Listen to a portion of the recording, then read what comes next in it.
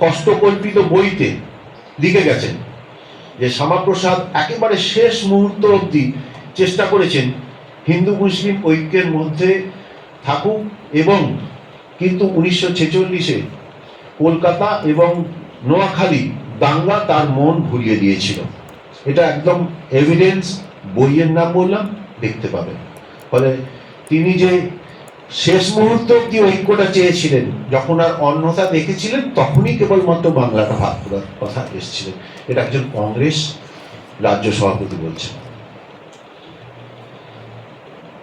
আবুল মনসুর আহমেদ তার আমার দেখা রাজনীতির 50 বছর বইতে লিখেছেন, বাংলার তৎকালীন মুখ্যমন্ত্রী ফজিলুল হক বলেছিলেন, শ্যামাপ্রসাদের মতো একজন উদার ও মুসলিমদের প্রতি সহানুভূতিশীল কোনো নেতা কংগ্রেসেও ছিল না।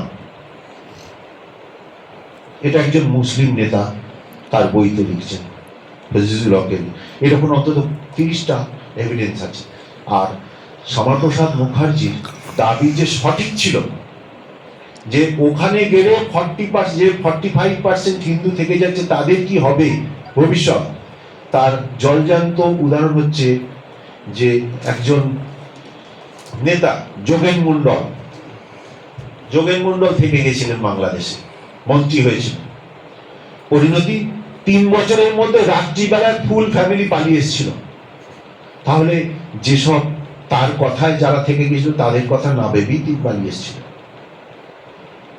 আরো বলতে বলে তাহলে কাশ্মীর ইস্যু একটু বলবো।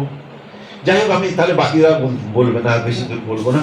আমি শুধু একটাই কথা বলি, কাশ্মীর নিয়ে পরবর্তীকালে কিছু হলে বলবো। কাশ্মীরেও দুটো ঘটনা, আমি একটা জিনিস, আমি এখানে যেহেতু আলোচনা সভা, আমাদের বাংলার দুই মহান নেতা, নেতাজি সুভাষচন্দ্র বোস এবং ডক্টর শ্যামাপ্রসাদ মুখার্জি, দুজনের পরিণতিগুলো ভালো করে লক্ষ্য করুন। দুজনের মৃত্যুই কোনো ট্রেসলেস। শ্যামাপ্রসাদকে লাশ যেখানে রেখেছিল জম্মুতে, যে একটা পুরো বাড়িতে রেখেছিল, খুব অর্ডিনারি তার ছিল, সাপোর্ট ছিল, ট্রিটমেন্টও ভালো ছিল না।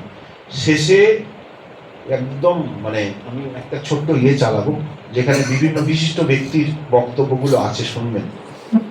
সেখানে ওনাকে লাস্ট যে ওষুধটা প্রয়োগ করা হচ্ছে স্ট্রেপ্টোমাইসিন, উনি নিজে বলছেন স্ট্রেপ্টোমাইসিন আমার চলে না, আমার ডাক্তারের নিষেধ,